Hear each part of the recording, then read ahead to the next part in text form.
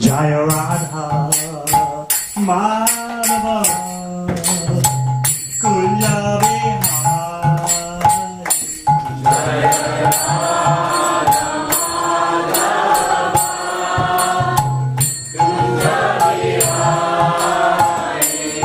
Jaya Radha Madhava Kunya Vihari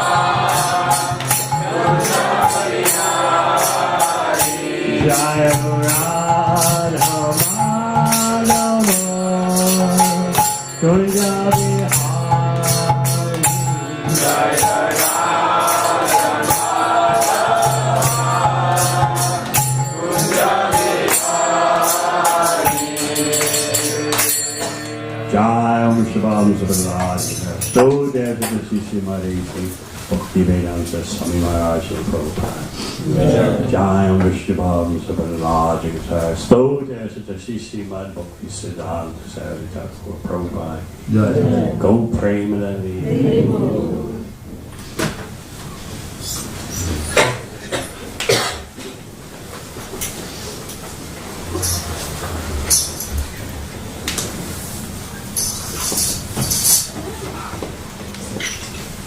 Jai Jai Sri Caitanya Jai Nityananda Jaya Jaya Sri Caitanya Jaya Nityananda Jaya Dvaita Chandra Jaya Gaur Bhakta Vrinda Jaya Dvaita Chandra Jaya Gaura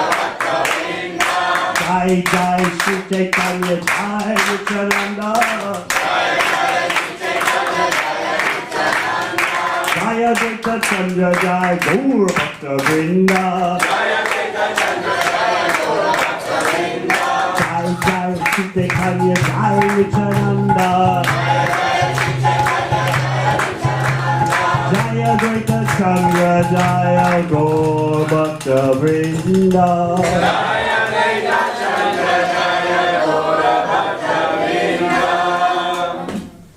We are reading from Sri Caitanya Caritamrta, Adi Lila chapter 7, Lord Caitanya in 5 features, text 39.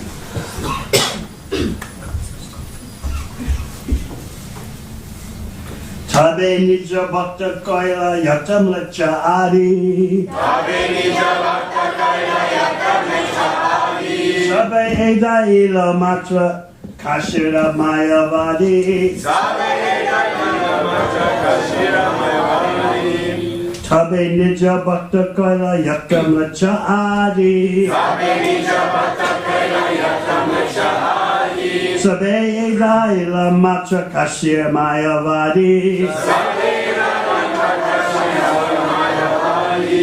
Sabe nija bhakta kaila yatam lecha adi. Sabe nija bhakta kaila yatam lecha adi. Sabe eda ila matra kashira mayavadi. Sabe eda matra kashira mayavadi. Tabe nija bhakta kaila yatam lecha adi. Tabe nija bhakta kaila yatam lecha adi. Sabe eda ila matra kashira mayavadi. Sabe eda matra kashira mayavadi. Tabe nija bhakta kaila yatam lecha adi. Tabe nija bhakta kaila yatam lecha adi. Tabe eda ila matra kashira mayavadi. Sabe eda matra kashira mayavadi.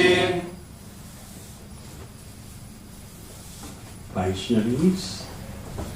Tabe Bengali nija bhakta try. kaila yatam lecha adi. Tabe nija bhakta kaila yatam lecha adi. Sabe eda ila mantra kashira mayavadi. Sabe eda matra kashira mayavadi. Tabe nija bhakti kaila yatam lecha adi. Tabe nija bhakta kaila yatam lecha adi. Sabe ela matra kashira mayavadi. Sabe eda matra kashira mayavadi. Tabe, thereafter. Nija, own. Bhakta, devotee. Kaila, converted. Yata, all.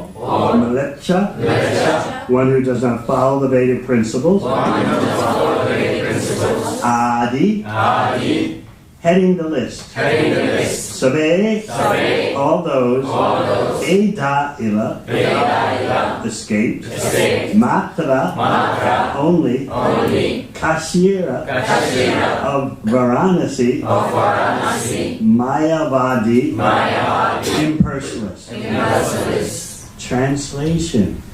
All were converted into devotees of Lord Caitanya, even the Malechas and Yavanas. Only the impersonalist followers of Shankaracharya evaded him. So pay attention, this is a rather long purport describing some intricacies about Mayavadis, those who are so wrongly fixed on denying the personality of the Supreme Absolute. Purport by Srila Prabhupada. In this verse, it is clearly indicated that although Lord Caitanya Mahaprabhu converted Muslims and other Malechas into devotees, the impersonalist followers of Shankaracharya could not be converted. After accepting the renounced order of life, Chaitanya Mahaprabhu converted many karmanishtas who were addicted to fruitive activities, many great logicians like Sarvabhauma Bhattacharya, nindakas, blasphemers like Prakashananda Saraswati, pasandis, non-devotees like Jagai and Madhai, and Adama Aduyas, degraded students like Mukunda and his friends. All of them gradually became devotees of the Lord, even the Pathans, Muslims. But the worst offenders, the impersonalists, were extremely difficult to convert, for they very tactfully escaped the devices of Lord Caitanya Mahaprabhu. In describing the Kashira Mayavadis, Srila Bhaktisiddhanta Saraswati Thakur has explained that persons who are bewildered by empiric knowledge or direct sensual perception, and who thus consider that even this limited material world can be gauged by their material estimations, conclude that anything that one can discern by direct sense perception is but maya or illusion. They maintain that although the absolute truth is beyond the range of sense perception, it includes no spiritual variety or enjoyment. According to the Kashira Mayavadis, the spiritual world is simply void. They do not believe in the personality of the absolute truth or in his varieties of activities in the spiritual world. Although they have their own arguments, which are not very strong, they have no conception of the variegated activities of the absolute truth. These impersonalists, who are followers of Shankaracharya, are generally known as Kashira Mayavadis, impersonalists residing in Varanasi. Near Varanasi, there is another group of impersonalists who are known as Saranatha Mayavadis. Outside the city of Varanasi is a place known as Saranatha, where there is a big Buddhist stupa. Many followers of Buddhist philosophy live there, and they are known as Saranatha Mayavadis. The impersonalists of Saranatha differ from those of Varanasi, for the Varanasi impersonalists propagate the idea that the impersonal Brahman is truth, whereas material varieties are false. But the Saranatha impersonalists do not even believe that the absolute truth, or Brahman, can be understood as the opposite of Maya, or illusion. According to their vision, materialism is the only manifestation of the absolute truth. Factually, both the Kashira and Saranatha Mayavadis, as well as any other philosophers who have no knowledge of the spirit soul, are advocates of utter materialism. None of them have clear knowledge regarding the absolute or the spiritual world. Philosophers like the Saranatha Mayavadis, who do not believe in the spiritual existence of the absolute truth, but consider material varieties to be everything, do not believe there are two kinds of nature, inferior, material, and superior, spiritual, as described in the Bhagavad Gita. Actually, neither the Varanasi nor Saranatha Mayavadis accept the principles of the Bhagavad Gita due to a poor fund of knowledge. Since these impersonalists who do not have perfect spiritual knowledge cannot understand the principle of Bhakti Yoga, the principles of Bhakti Yoga, they must be classified among the non-devotees who are against the Krishna consciousness movement. We sometimes feel inconvenienced by the hindrances offered by these impersonalists, but we do not care about their so-called philosophy, for we are propagating our own philosophy as presented in Bhagavad Gita as it is, and getting successful results. Theorizing as if devotional service were subject to their mental speculation, both kinds of Mayavadi impersonalists conclude that the subject matter of Bhakti Yoga is a creation of Maya, and that Krishna, devotional service, and the devotees are also Maya. Therefore, as stated by Sri Caitanya Mahaprabhu, Mayavadi Krishna Aparadi. All the Mayavadis are offenders to Lord Krishna. It is not possible for them to understand the Krishna consciousness movement. Therefore, we do not value their philosophical conclusions. However expert such quarrelsome impersonalists are in putting forward their so-called logic, we defeat them in every respect and go forward with our Krishna consciousness movement. Their imaginative mental speculation cannot deter the progress of the Krishna conscious movement, which is completely spiritual and is never under the control of such Mayavadis. Translation again. All were converted into devotees of Lord Chaitanya, even the Malechas and Yavanas. Only the impersonalist followers of Shankaracharya evaded him. Om Gyanatimirandasya Gyananjana Shalakaya Chakshunalitam Yena Tasmai Shri Gurave Namaha. Jai Shri Krishna Chaitanya Prabhu Nityananda Shri Advaita Gadadhara Shivasadi Gaur Bhakta Vrinda. Hare Krishna, Krishna Krishna, Hare Hare, Hare Ram, Ram Ram, Hare Hare. I don't know how much you retain from the purport. It could seem kind of technical to you. But let us meditate on the group of verses in this particular section of Sri Caitanya Caritamrta.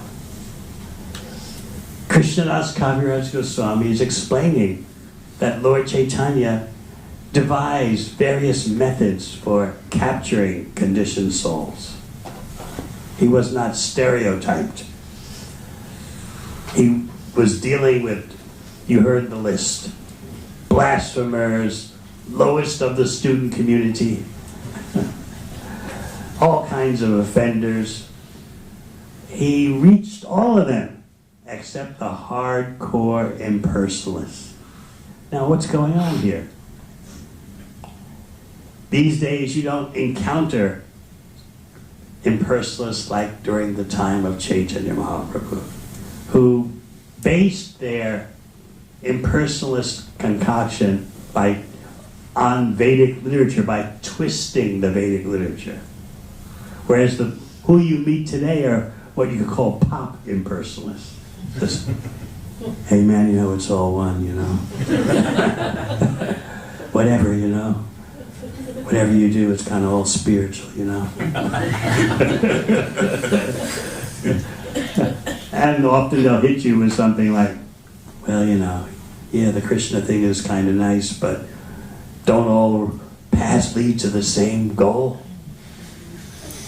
They always trot that one out. If you present Krishna, Bhakti Yoga, Bhagavad Gita, hey, wait a minute now. I appreciate your enthusiasm and I respect your religious beliefs. But aren't there many paths all leading to the same goal? And many people will think, oh yeah, that sounds very liberal and wholesome. All paths lead to the same goal. Yeah. Sounds like something that could make a belief that could make you popular.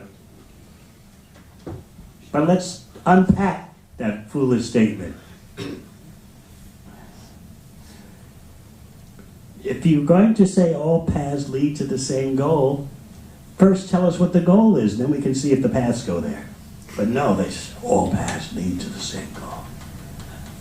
Oh, well, what is the goal? I don't know, but all paths lead there. Maybe some of you have said such a thing, huh? It sounds very broad-minded, doesn't it? But it's based on ignorance. I don't know what the ultimate goal is, but do whatever you want, you'll get there. So why should we follow the 4 rules? Why should we chant Hare Krishna and have sadhana bhakti when the universe will bring us to wherever we're supposed to go? Just trust in the universe. So those notions are pop Mayavad. But real Mayavad is very treacherous because it's based on twisting statements in the Vedas. And this is why Bhagavad Gita is so important, because Bhagavad Gita explains very clearly. Krishna says, Brahmano hi pratishtaham. The impersonal Brahman is based on me, the person.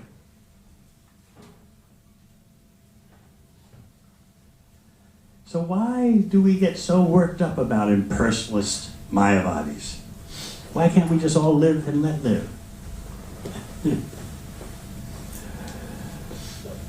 There's such a thing as love, and there's such a thing as the Vedic knowledge as it is.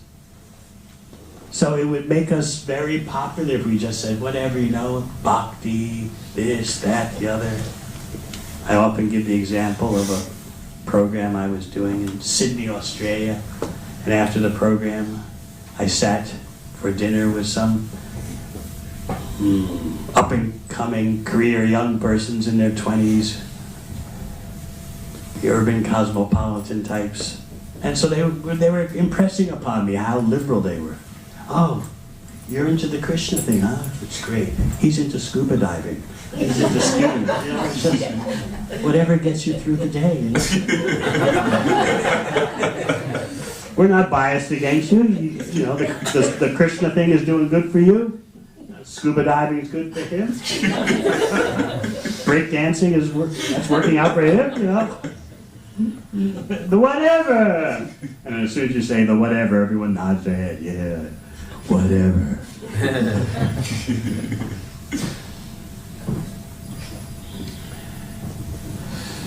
Let's understand that if there is love in the ultimate sense, and that's what we all want, there has to be personality, qualities, activities. Impersonalism, when taken as the ultimate, the only reality, we're not talking about persons you read in the Bhagavatam like Shukadeva Goswami, who was perfectly situated in impersonalism, but as a transit passenger. He's not denying the existence of Bhagavan, Paramatma, Supersoul, and the Supreme Personality of Godhead. So when he heard the glories of Srimad Bhagavatam, he was immediately attracted. So we're not talking about those types. We're not talking about the four Kumaras who were perfectly situated in neutrality beyond the modes of nature, but they didn't have the attachment yet for Krishna. But they just smelled the aroma coming from the tulsi leaf covered lotus feet of the Lord, and their whole consciousness changed. So we're not talking about those types. We're talking about what Kaviraj Goswami is talking about is the real hardcore offenders who say, Krishna is Maya, devotional service is Maya, the devotees are Maya, there's just the Brahman, the effulgence, the oneness. All variety is false. You ask them, how, if everything is just oneness, how did even the material varieties come about? Oh, it's delusion. Well, who's deluded when everything is just one? Who's around to be deluded? Sometimes impersonalist speakers give a talk at a hall somewhere, and so many people come, and they'll say, I am perfectly absorbed in Brahman, but out of compassion I have now circulated among you to give you liberation. People think, oh, that sounds deep. He's got a beard. He wears bright red saffron, more than Dhirotata.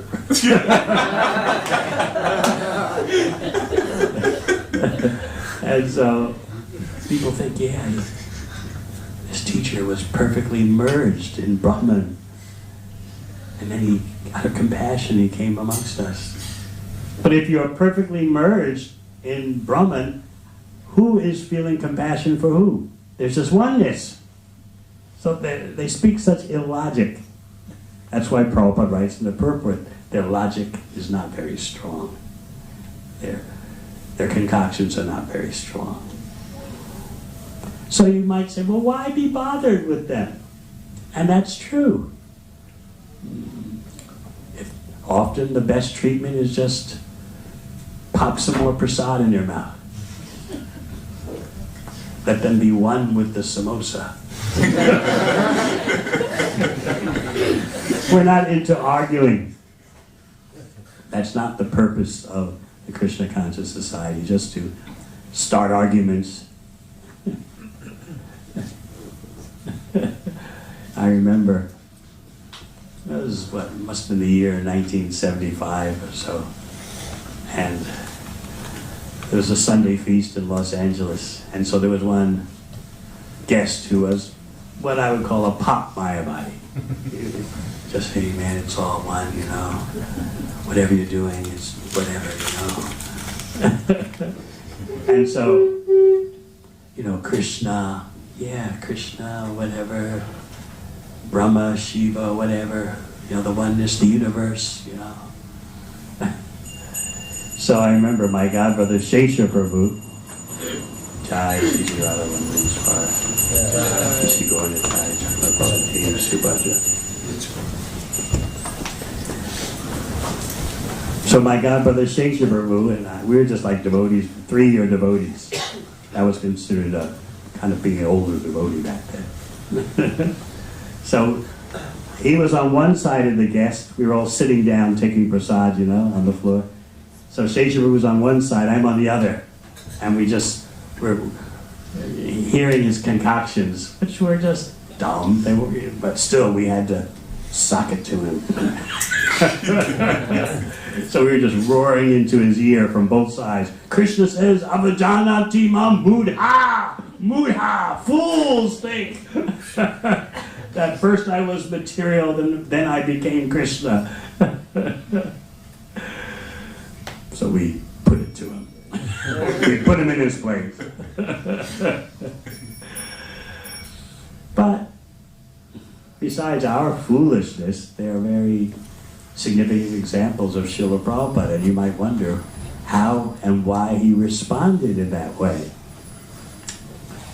I was in Tokyo, Japan. It was around the year 2000, maybe 1999 or so. And one respectful, elderly Indian gentleman came up to talk to me. And he said, I've been thinking about something for almost 30 years, and I just can't understand it, about your Swamiji.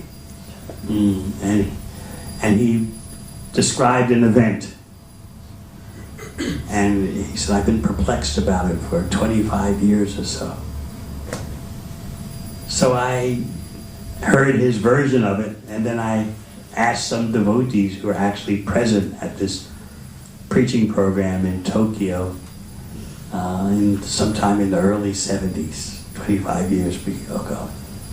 And so they were, what it was a kind of a quote-unquote Hindu gathering that they had invited Prabhupada to speak at. And on the menu, so to speak, were various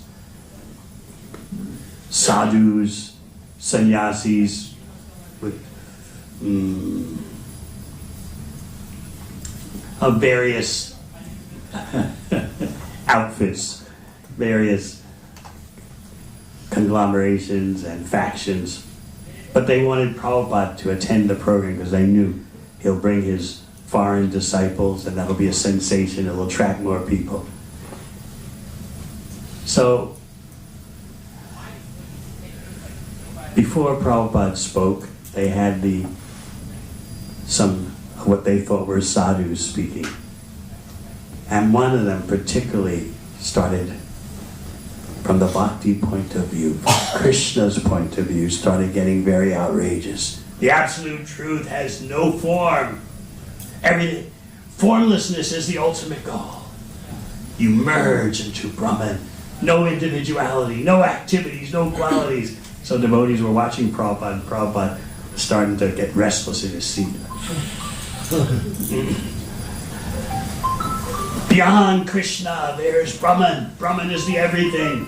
Krishna is just a temporary meditational device that you focus on until you realize You are one with everything, and everything is one with you. Then you push these meditational devices aside. So Prabhupada was... Finally, the speaker was getting so outrageous, and Prabhupada was getting so restless transcendently, that he told the devotees around him, just jump on the stage and make kirtan. So they did that right in the middle of the guy's speech. The devotees were happy. They just jumped on the stage with big whompers and drums and Hare Krishna, Hare Krishna, Hare Krishna. And the so-called sadhu was just looking like, what's going on here? So this nice, respectable Indian gentleman, 25 years later, he couldn't process that. He was thinking, why does a sadhu cause disturbances? You might be thinking that also. Wouldn't it be better just to act in such a way that, whatever you think, whatever we think, it's all, let's just get along peacefully. But you have to understand, Srila Prabhupada was acting out of love. Has it ever happened to you that someone begins to describe in a most despicable way someone who's dear to you? You just can't sit there and, okay, sure, whatever, Maybe it's your spouse, maybe it's your child, maybe it's your parent, and you just can't sit there and, everyone's got their own view, sure, whatever. So the ultimate reality is love, pure love. And that's what Sri Caitanya Mahaprabhu is distributing. So therefore, you can't keep silent when someone is just saying the supreme absolute truth is formless, qualityless, activityless. You have to say something. You can be, how do we say, you can be soothing. You could say, yes, the absolute truth is impersonal and personal. But you see, hardcore Mayavadis won't go for that. You might think, well, now let's be conciliatory. And you begin to explain that the impersonal manifestation of the Supreme is a preliminary manifestation, but it is transcendental, but it's not the ultimate. They don't want to hear that if they're hardcore Mayavadis. There is nothing real about personality, activities, qualities. That's all Maya. You ask, well, where does the Maya come from if there's just pure oneness? The Maya comes from delusion. Well, if everything is just pure oneness, who or what is deluded? No answer. So this is why Sri Caitanya Mahaprabhu is presented here in Chaitanya Caritamrta as having gathered all kinds of deviants, but having difficulty catching the Mayavadis because they're so offensive in outright denial. It's not just, it's not just ignorance, it's denial. We can handle some sentimental, innocent person coming to a program and saying, it's all one, We just say, have another piece of pizza. See you again next week. But that's why Prabhupada writes in the purport that we sometimes feel inconvenienced by the hindrances offered by these impersonalists, but we do not care about their so-called philosophy. So it is inconvenient because you can be made to look like you're sectarian. And no one these days wants to be known as being sectarian. You want to be known as a universalist. Planetary consciousness. So it seems like bhakti is sectarian. But that is not the case. If you explain to persons, Brahmano hi pratishtaham, the impersonal reality is definitely there. It's all spiritual, but it's subordinate to Krishna, the person. Often you'll find that they have a thing about Krishna. Who wants to admit that there's a supreme enjoyer? How do you feel about it? You're whole material existence, birth after birth, has been to be the enjoyer and the controller. Because as I often explain, as soon as you want to enjoy, what do you have to do? Control. That's right, even in the slightest way, just by moving your eyebrows. Wouldn't you really like to do this? That's control. So, countless lifetimes we've been trying to enjoy and control, and then we find out that there's a supreme controller. That's bad enough. But a supreme enjoyer? Wait a minute, that's our position, right? So what are we supposed to do while Krishna enjoys? Are we supposed to just stand on the sidelines and let Krishna have all the fun? That's what we think. What about me? What's Krishna going to do for me? So this is why Krishna is challenging. Because persons rebel against the reality of a supreme enjoyer. Especially you feel frustrated because just for your little attempts at enjoyment, a little enjoyment, you have to struggle so much. And then you hear about this flute player who stands on the bank of the Yamuna and plays his flute, and thousands of the most beautiful personalities come running towards him. Now, if that happened to you, you say, well, this is life, yes. when Krishna does it, mythology. So the fact is, as I often explain at programs, Krishna is doing everything you dreamed of doing, but Krishna does it with unlimited perfection. And what we are doing meets with so much hardship, so much struggle.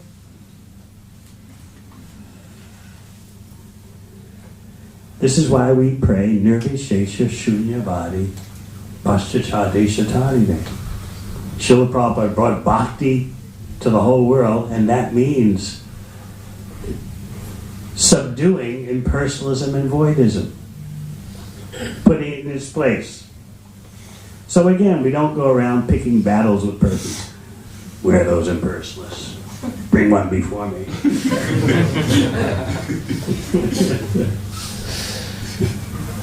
We're not like that. Reminds me of sometimes in the USA, which pretends to be a very religious country with lots of nuclear weapons.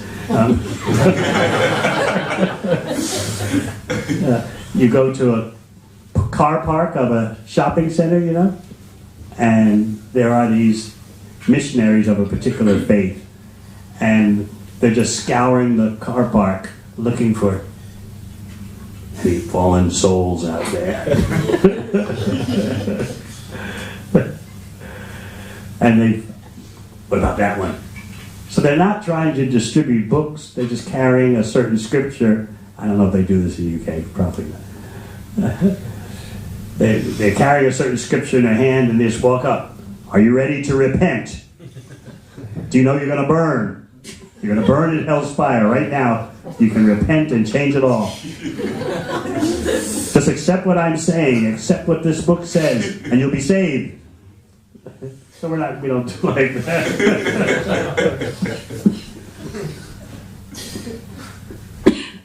So you may wonder, again, why are we so down on these Mayavadis? There's a difference between someone who's just having some notion, some sentimental notion, it's just the oneness, you know, all paths lead to the same goal, and someone who outright denies the spiritual variegatedness, names, forms, qualities, pastimes of Krishna. There's a huge difference. But sometimes you'll meet these persons. I have. I remember in New Zealand there was one guest that she came to a workshop, and I found out that she had been raised in Shankaracharya's teachings since the age of 5, and now she's in her 20s. So I knew. She came to one of my workshops, and someone had alerted me. I knew she's going to be hardcore. Her parents were followers of Shankaracharya, and parents had a little school for their children. They raised them learning Sanskrit and Shankaracharya, Mayavada, since the age of 5. Now she's 25 years old. So I remember after the workshop was over and we were just chatting with the various guests. So I handed her a Bhagavad Gita and said, well, what do you think of this? I opened it to Natvevaham Jatunashan Natram Neme Janadapa. Never was there a time when we were not individuals. Never will there be a time when we're not individuals. And so I had her read the purport. You can read the purport yourself and see how majestic it is. And I watched as she was reading. She's reading silently, paragraph after paragraph, and then she started to shake. It was just against everything that had been instilled in her. That the Supreme Personality God is a person eternally, you're an individual eternally. She was shaking as she read the purport. So you won't meet those kind of persons often. In Lord Chaitanya's Lila, those kind of persons were dealt with. There was one very liberal devotee in terms of his dealings. His name was Balaramacharya. He was very learned, but not very discriminating in his association. Everyone is good, and he couldn't see the crystal clear realities like Srup Damodar could. So, and Srup Damodar is Lord Chaitanya's secretary for keeping turbulence away from Mahaprabhu, keeping deviant views away from Mahaprabhu. So, Balaramacharya's father was very wealthy materialist, total materialist. And his brother, Gopal Bhattacharya, was a total Mayavadi. So in Puri, because Balaramacharya went to Puri to stay with Mahaprabhu. He's a liberated soul, by the way. He's an eternal associate of Sri Chaitanya Mahaprabhu. And for you nectar hounds, Bhaktisiddhanta Saraswati Thakur says that the forms of Lord Chaitanya's associates in Gaur Lila, like Bhaktivinoda Thakur, Gaur Kishore Das Babaji, Balaramacharya, the way you see them is their eternal form in Gaur Lila as preachers in Lord Chaitanya's pastimes. So therefore, Balaramacharya had a limp. That's not a material characteristic. Wherever he appears in Gaur Lila, he'll have that limp. They're not ordinary bodies.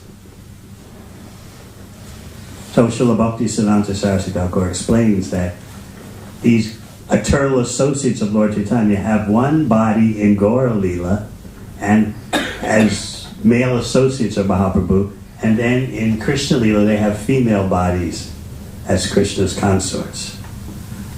Very interesting.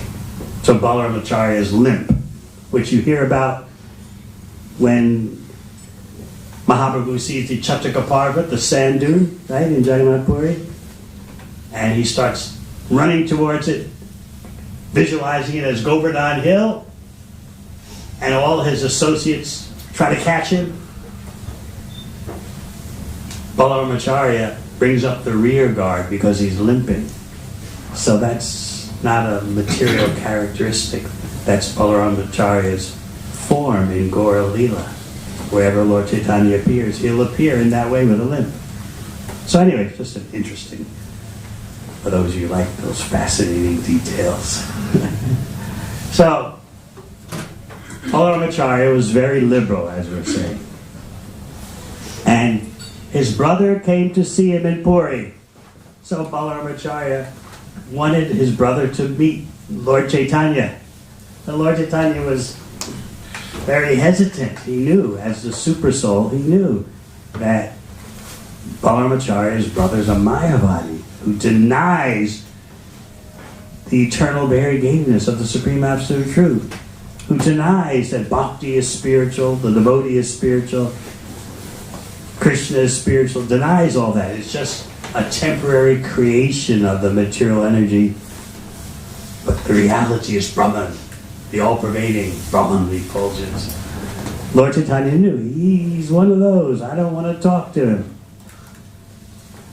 But Balaramacharya was insisting, and so here you have an example that because Gopal Bhattacharya was the brother of such a dear devotee of Mahaprabhu, Mahaprabhu tolerated meeting him. This is how valuable it is to be related to a devotee. His Holiness Giriraj Maharaj told me that Prabhupada wrote him that because many of you have parents who don't understand what you're doing in bhakti. Some of you fortunately do. Like Chavya, but many don't. My mother doesn't understand what I'm doing after 50 years. She thought in the very beginning, back in 1973, she thought, oh, this is just a phase he's going through. But the phase has lasted 50 years. So she doesn't understand what I'm doing. Not a clue. I often explain, back when everyone was using checks, writing checks, she would send me a check in the post, and at the bottom of the check, you used to be able to write a note. She would write, for shoes, not for Krishna.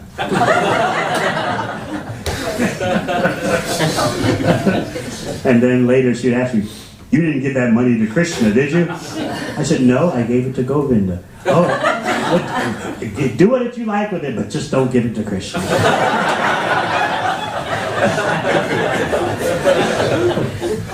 So Srila Prabhupada wrote Giriraj Maharaj that at the parents of devotees, at their last breath in the material world, they'll suddenly realize the extraordinary, inconceivable value they're getting because one of their children became devotees. At their last moment of material existence, they'll see it, and then they're gone. And they get such benefit for their next life. So Lord Caitanya was uncomfortable transcendentally with Gopal Bhattacharya, but because he's the brother of Balaramacharya, Lord Caitanya tolerated.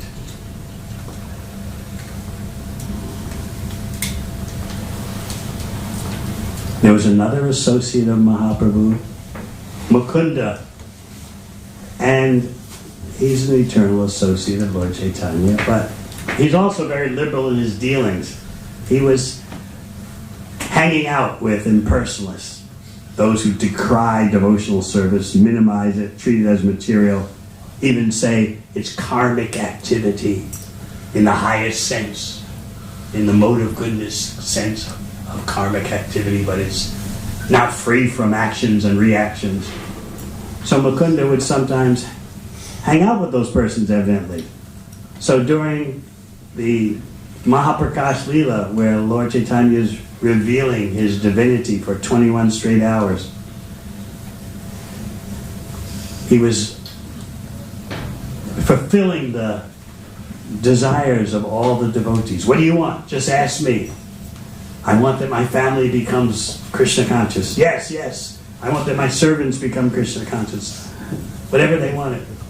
But then devotees noticed, although we're all present before you getting these benedictions, Mukunda is not here, and we all know his kirtans are so beautiful. You love his kirtans. Everyone loves him and his kirtans. He's not coming forward, and you're not calling him. Mukunda was behind a curtain in the room, but he's not visible. And so Mahaprabhu began to say, I never want to see him again. He is striking blows at me by the persons he hangs out with. When he's amongst the bhaktas, he's so enthusiastic, Krishna, Krishna, and then he goes and associates with these others who are blasphemers, who reject the value of devotional service. I don't want to see him again. So you know what happened. Devotees were pleading with Lord Caitanya on behalf of Mukunda, because Mukunda is so dear to the devotees. His life, his devotional life, his kirtan. They were asking Mahaprabhu, please don't reject him. Srivas Thakur was standing up for Mukunda, but Lord Caitanya said, no, I'll never see him again. So the devotees went behind the curtain and told Mukunda, you know, Lord Caitanya said he never wants to see you again. And Mukunda said, what's the value of my living then? I might as well just give up this body. What's the point in life if I can't have the association of Sri Chaitanya Mahaprabhu? So then he said to the devotees, please do me this favor. Go ask Mahaprabhu when it could be in the future that I'll see him again. So the devotees went and asked Mahaprabhu. He wants to know, Mukunda wants to know, will there be a time, some way in the future when he can have your association again? And Lord Chaitanya said, tell him after 10 million births. What do you think? How would you feel? 10 million births before you get Mahaprabhu's association again. So the devotees went and told Mukunda. He said 10 million births. What was Mukunda's reaction? Haribol! After 10 million births, I'll see him. He was dancing in ecstasy. I will achieve him 10 million births. Oh, how wonderful. There'll be a definite time when I see him again. 10 million births, don't worry about it. 10 million births, I'll see him again. Makes you wonder, what is this bhakti? So devotees went back and told Lord Chaitanya, you know, we told him you'd see him again after millions of births, and he's dancing like a madman. Lord Chaitanya said, bring him here right now. So the devotees went to Mukunda, who's behind the curtain, and he's still dancing in ecstasy. After 10 million births, I'll see him again. I will attain after 10 million births. And the devotees are, excuse me, Mahaprabhu wants to see you now, but Mukunda's just lost in ecstasy. 10 million births, I'll see him again. 10 million births. So finally the devotees get through to him. Right now he wants to see you. So Mukunda comes before Lord Chaitanya, and Mahaprabhu tells him, you know, I was just joking. Everyone knows about your sublime qualities. So Mukunda began to condemn himself, that I don't deserve your affection. So Lord Chaitanya explained that because of your conviction in the power of bhakti, that you would see me after 10 million births, that burned up the whole sentence, the whole punishment I gave you. Instead of 10 million births, it's just one moment. Because your faith in bhakti and devotional service was so great that it overpowered me. In this way, Srila Bhaktisiddhanta Saraswati Thakur explains that the devotee, the bhakta, can overpower the will of the Supreme Personality of Godhead. And that's what Mukunda did. By the strength of Mukunda's bhakti, Lord Chaitanya's punishment, 10 million births, you won't see me. That punishment was collapsed into one moment. And of course Mukunda promised, I won't hang out anymore with the wrong crowd. It's not that Mukunda was deviated. He's Nityasiddha, but somehow or other his external dealings became a little too fancy-free, and he wasn't discriminating enough. What happened with Advaita Acharya, who was tired of Lord Chaitanya respecting him, because Advaita Acharya is the godbrother of Mahaprabhu's spiritual master. So Mahaprabhu would always treat Advaita Acharya with great respect. Whereas Advaita Acharya wanted to be chastised by Mahaprabhu. He viewed Mahaprabhu as his superior. So he came up with a plan to hang out with impersonalists and start teaching Mayavada. He knew that'll cause Mahaprabhu to chastise him. To chastise me if I start propounding Mayavada. And he did that. And Mahaprabhu came running after him to beat him. My Dvaitacharya was, Haribol! Now I'm finally being chastised by Sri Chaitanya Mahaprabhu. And Lord Chaitanya was kind of embarrassed.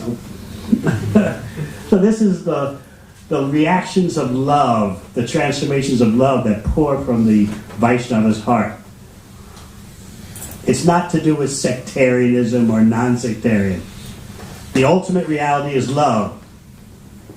People say, God is love, but they have no real idea what that means and its full impact. So therefore, Swarup Damodar, as Lord Chaitanya's secretary, explained that if you have a desire to hear Mayavad concoctions, you must be insane. And that even a very advanced devotee can be shaken by taking Mayavad concoctions seriously. This is what Swarup Damodar explained to Balaramacharya. And Balaramacharya responded probably in a way you would respond. Really? A super fixed up devotee could be shaken by hearing Mayavad? I mean, does that really happen? Swarup Damodar said, okay, just think of it in this way. That a real devotee can't tolerate hearing that the living entity is the same as the Supreme Personality of Godhead. A real devotee cannot tolerate hearing that. Everyone is the Supreme. So this is why Mahaprabhu came up with methods to capture even the Mayavadis, who were very difficult to capture, but he was determined. And that's one reason why he took the renounced order of life, because everyone, Mayavadi or not, will offer obeisances. In traditional India, they'll offer obeisances to a sannyasi. And in this way, by offering obeisances to Mahaprabhu, they're being purified. So just like Mahaprabhu has his tactics, we also have our tactics. All right, any questions? Yes. Thank you so much for a wonderful class. Thank you for coming to your association.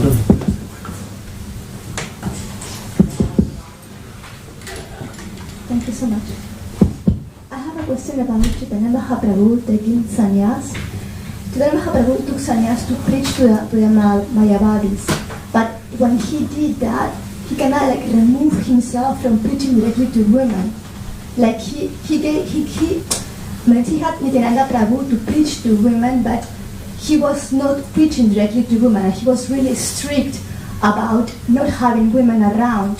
So in that way, it was sad because he kind of felt Mayavadis maybe were more important than women. He wanted to demonstrate super rigidly the behavior of the sannyas ashram.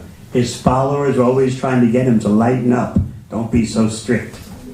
But he was determined to demonstrate the opulence of renunciation. You know, Bhagavan, Shadaishvarya Purna. Bhagavan means unlimitedly full of all six opulences, right? And one of those opulences is renunciation. So that's Mahaprabhu. He's demonstrating the unlimited depths of renunciation. He was wanting to do that, but his followers didn't like that. They didn't like that he slept on the floor or so many austerities. So Srila Prabhupada was asked about that. A particular situation came up with a particular devotee who felt rejected. And devotees asked Prabhupada what to do about this devotee. He feels rejected. He took some action based on some offense or some violation he made. Is this just like you know in Chaitanya Caritamrta, the history of Chota Haridas? for some very mild, the mildest of deviations. All Mahaprabhu's associates pointed out to Lord Chaitanya, this is so mild. But Lord Chaitanya said, nope, it's the way it is. So they asked Prabhupada, do you do like that? And what was Prabhupada's answer? I'm not Lord Chaitanya. I need all the help I can get.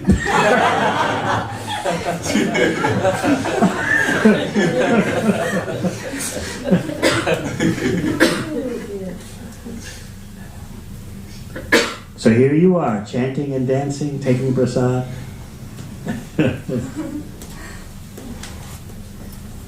And there are many purports before this verse which describe how Srila Prabhupada says that in the entire history of sannyas, no sannyasi has ever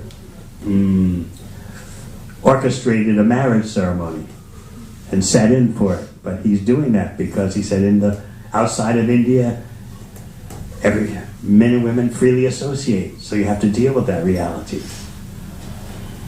Of course, now it's inside India also, in case you haven't noticed. Anything else? Yeah. Hare Krishna Maharaj, Tandoor Pranam and my humble obeisance for a wonderful class. Maharaj, Shankaracharya came for a specific purpose to establish Vedas, and he's also said to be incarnation of Lord Shiva.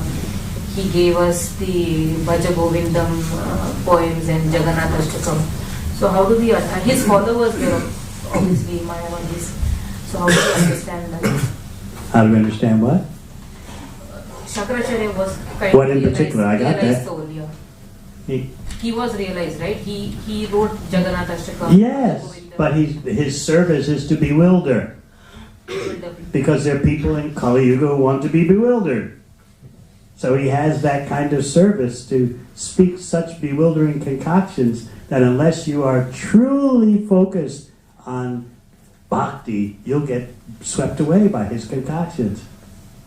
That's his service, because they're persons who don't want the supreme absolute truth. They're persons who want to be bewildered. Krishna fulfills all desires.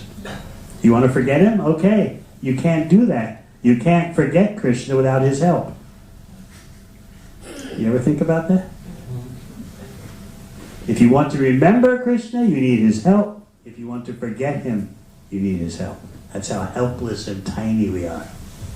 So for those whose desire is to forget Krishna, forget the value of devotional service, Shankaracharya's concoctions are there to help you out. Thank you. Someone over here? Yes? Right behind you, straight behind you. Hare Krishna.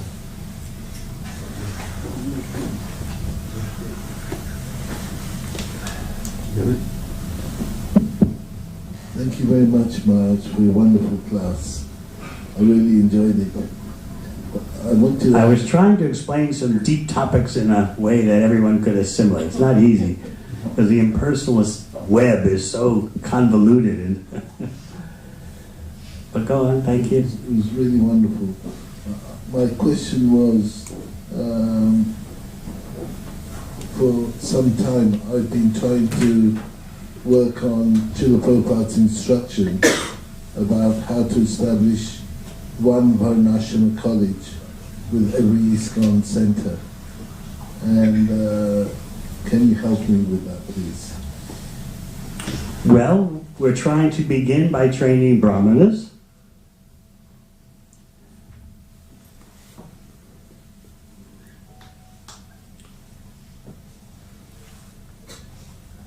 As society becomes more chaotic, you'll see more and more persons realizing that the system of social organization that is so prominent in the world is not working.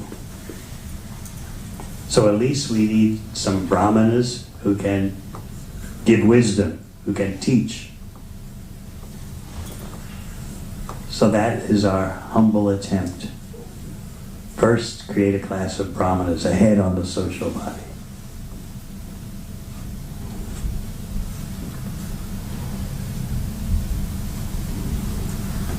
But we need to train other occupations, other varnas also. But we're first grappling with training brahmanas. We actually need a class of vaishyas, empowered business persons who know how to do business for supporting Krishna conscious activities. We need managers, administrators, and we need farmers. Krishna's a cowherd boy.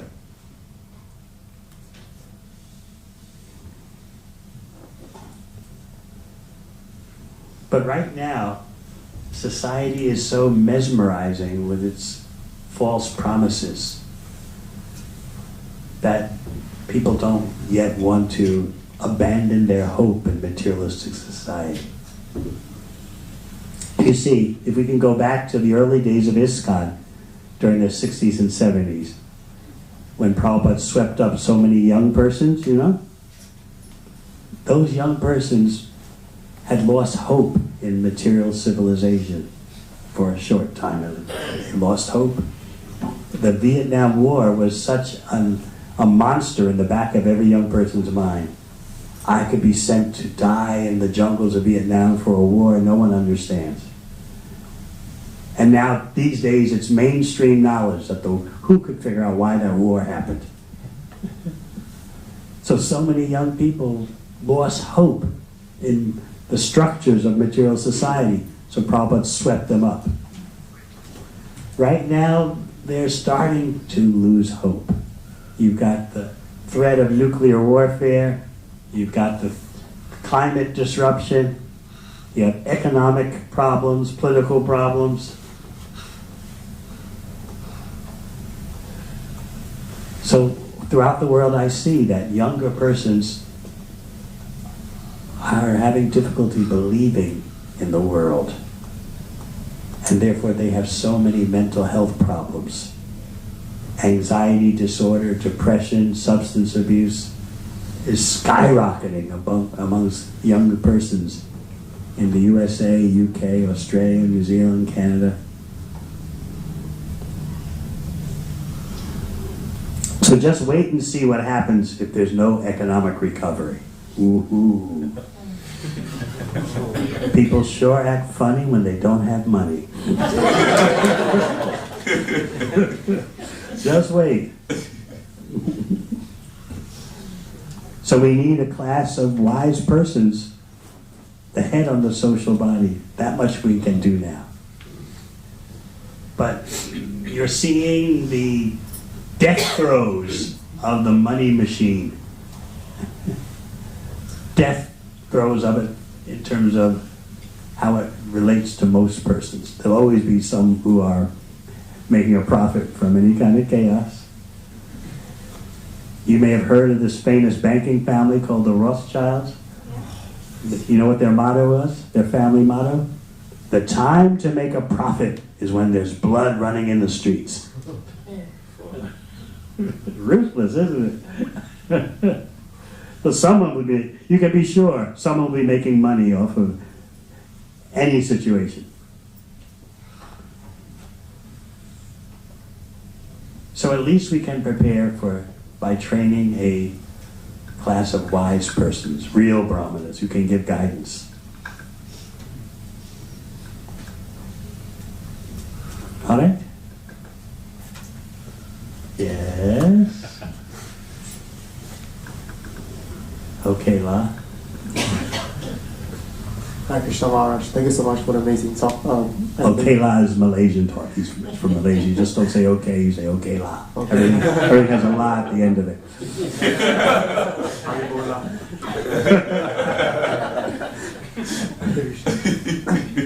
So based on the explanation before, is when we meet with this extreme Mayavada, you say the best. It'll be rare. The best course of action is to feed the prasada and then Yes. over the prasada. Don't get into argument with them. But what if this particular individual is causing like detrimental effect and probably influencing people who are new? Then you have to say something. It's happened to me. I was speaking about Krishna at one program in Australia, and mainly those persons of Indian background who were attending the program. And they didn't tell me that one of their close relatives who was attending the program was Catholic and who had a resentment against Hindu Dharma. So I didn't know that. So here I am talking about Krishna, thinking, you know, we have an audience that's sympathetic to Krishna, even though they don't know Krishna in truth, but they're sympathetic by their cultural traditions and background. So there I am, Krishna this, Krishna that. All of a sudden this elderly man cuts in. You don't know Krishna. We all know about Krishna. He's a cheater. He's a debauch. He's a this. He's a that. You don't know. But we from India know about Krishna and his degradation. Oh. There's a room full of persons. What was I supposed to do? So I had to combat him. I had to very vigorously defend Krishna because Krishna's being defamed in public. He was going on Krishna dances with others' wives. I finally shut him up by saying, who's that lady next to you? It's my wife. I said, so you're stealing property from Krishna and dancing with her. She belongs to Krishna. You're the one stealing wives. He had never heard that before.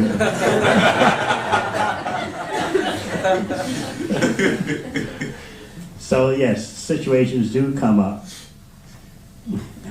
I remember, since we're talking about Srila Prabhupada, this is 1975, a big public program in a park in San Diego. Hundreds of devotees were there, and it was a Sunday, a sunny Sunday, and hundreds of counterculturals were present, variously clad and unclad, in the park. And so Prabhupada, we had a kirtan, and then Prabhupada was giving a lecture.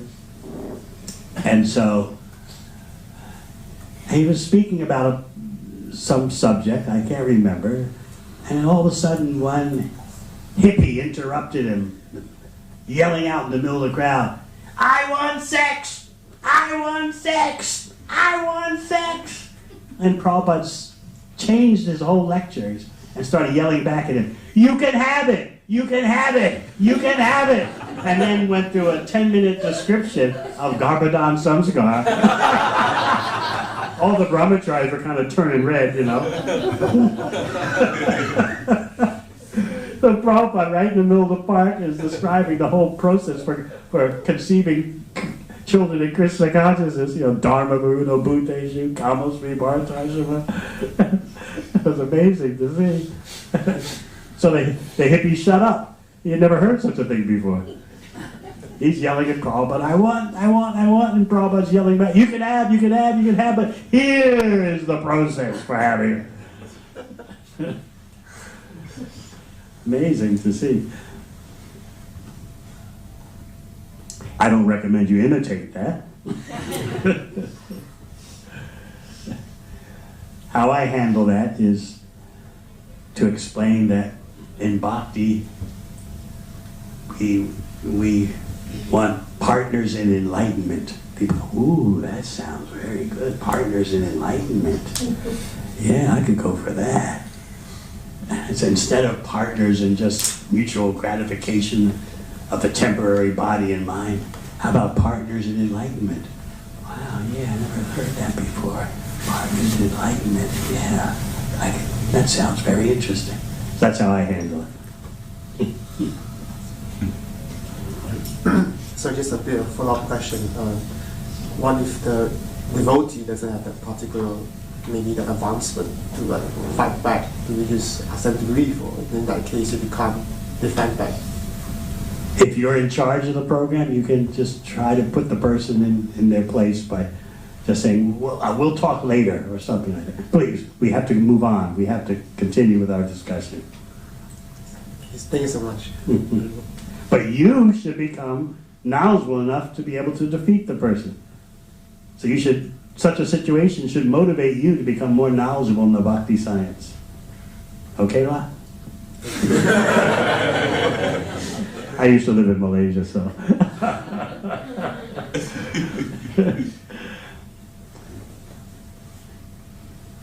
Hare Krishna, thank you, Maharaj. So, could I pose like a Mayavada argument? No. Save it for one of your dramas. It's not easy dealing with Mayavada because it's so tangled. It doesn't actually make sense. But it seems to make sense because it appeals to your desire to be the controller and enjoyer. No devotional service. No one to serve. Just the oneness. You are it, and it is you. Bow down to no one. Just like at the Rath Yatra in Jagannath Puri. How many of you been to Rath Yatra in Puri? Yes. Jagannath, Baladev, and Subhadra are on their, each one on their cart. And then before the procession starts, it's a tradition that the head of one Shankaracharya Math goes on each cart and does something. And so I was in the seated above so I could look down on the street and see what he's doing. And before, he's a Mayavadi. So what do you think he's doing when he goes up to each cart? He's, I am you, you are me. It is all one.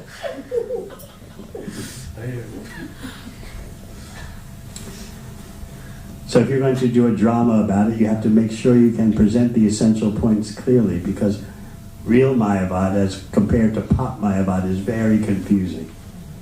It doesn't make sense ultimately, but it seems to make sense. It's a web spun by Lord Shiva as a service to distract persons who would bother Krishna. You want to be God? You think you're the it? Listen to this. Listen to this distortion of the Shastra.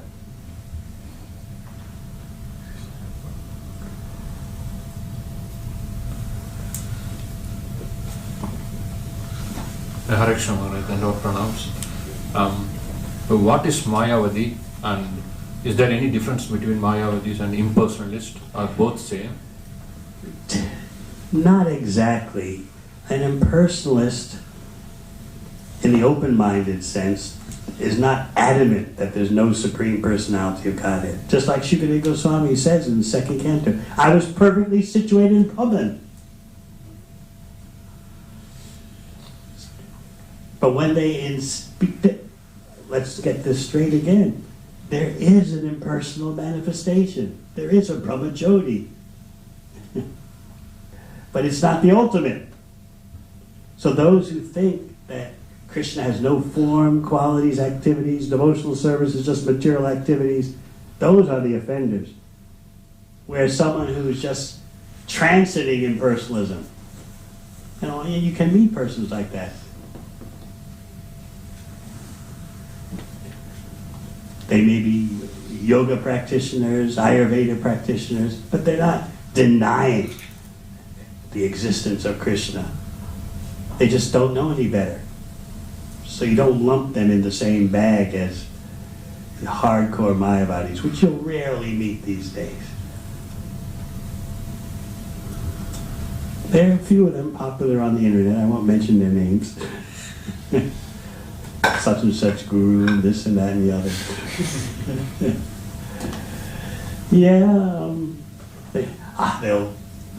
One recent one who's now, he's departed some years ago, would just say, I was Krishna, I was Balaram, now I'm such and such Baba.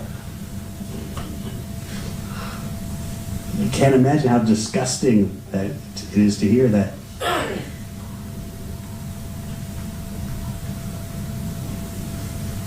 So there are persons who want to go for that. It sounds so appealing. No service. You're number one. No one above you.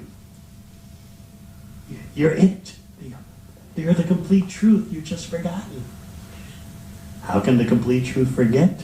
Well, who knows, but you are the complete truth. So rarely you'll meet persons like that. Generally you'll meet the very tepid and sentimental espousers of impersonalism, as I already described. But if you want to know for yourself,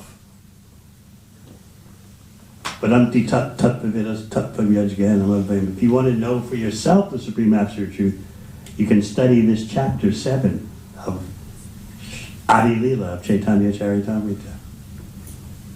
And that, you see, I'll tell you from the BBT history. Before Adi Lila Volume 1 was published, with all the chapters you have now in it, Prabhupada wanted chapter 7 to be published separately and immediately as a paperback book. Why? Because he said this will train devotees and protect them from Mayavada philosophy.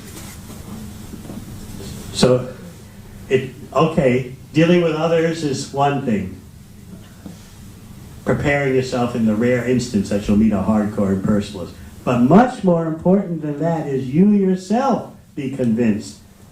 Because Nirvishesha Shunyavadi Paschachadesha Tarine, we live in a world saturated with impersonalism and voidism. It's like once I was in Thailand and I wanted to check out various retreat places because so many young people from the UK and Germany and other parts of Europe were going to these 10-day Vipassana retreats in Thailand. So I wanted to check one out, at least for a day. So yeah, I went there and I sat in silence for many hours, chanting Hare Krishna in my mind, and then I went to talk to the monks. They were interested in talking to another monk. And so I asked the question. I said, if the end goal is the void, what's the difference in my being a monk or a drunken taxi driver? And they looked at me and they thought, and they said, the only difference is that on your way to the void, you'll suffer less as a monk than the drunk taxi cab driver. That's all they could say. Then later, one monk took me aside and said, you know, we just can't talk about what happens when you enter the void because it's just nothing. And we just can't say what it is or what you'll become. All we know, it's just void. I remember such a voidist talking to Srila Prabhupada in France. And Prabhupada was drilling him. So, you're a voidist. What's the purpose of your movement here in France that you've started as a voidist? And the voidist something, Zen this or Zen that. So he just straightforwardly replied, our purpose is to become nothing. And Prabhupada, like a little child hearing something inconceivable, said, to become nothing? That's the purpose of your movement? And people are being attracted? Prabhupada was like a little child, like hearing something like, the moon is made of cheese. To become nothing? People are being attracted. Enjoying it? For a bhakta, this is inconceivable.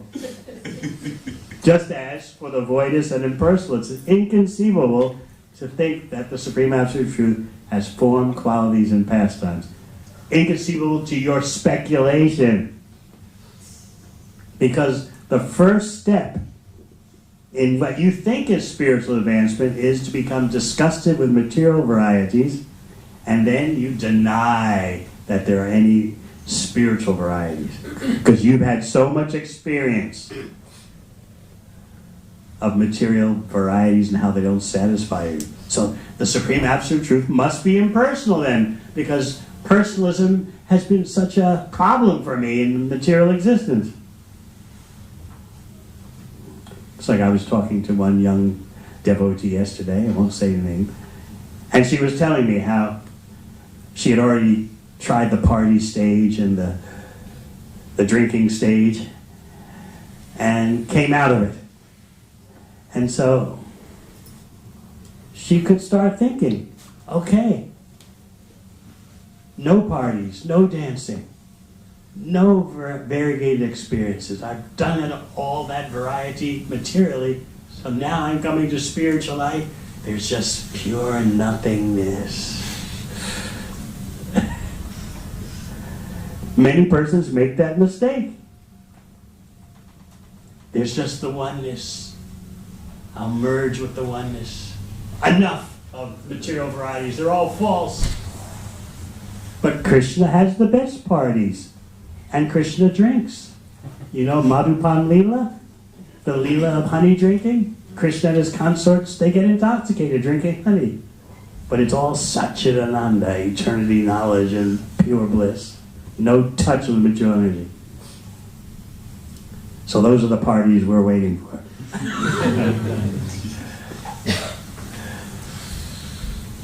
Krishna dances.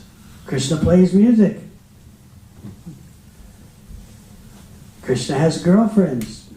He has his cowherd boyfriends. You're going to say all that is illusion just because you've had a very difficult time pursuing those things in material existence? So this, I hope I've explained sufficiently, why Mahaprabhu and his associates are so down on Mayavadis. Because as soon as you swallow those concoctions, what's the hope? You won't sustain because you want to be part of enjoyable experiences. And if everything is just void or oneness, who's the enjoyer? What's enjoyed? So those who propagate Mayavad, they're destroying people's chances for real spiritual life. Therefore, sometimes in the purports, Prabhupada will write that it's better to be a karmic worker than a Mayavadi. Sometimes, again, he says, impersonalists are a notch above karmic workers. But sometimes he says, better be a karmic worker than a Mayavadi, because at least a karmic worker admits to individuality but has no idea of spiritual individuality. Anything is better than denying your individuality as spiritual life. Real spiritual life means how to purify your individuality so that you understand the real individual is part and parcel of Krishna, not the body and mind. All right. Thank you very much. Hare Krishna.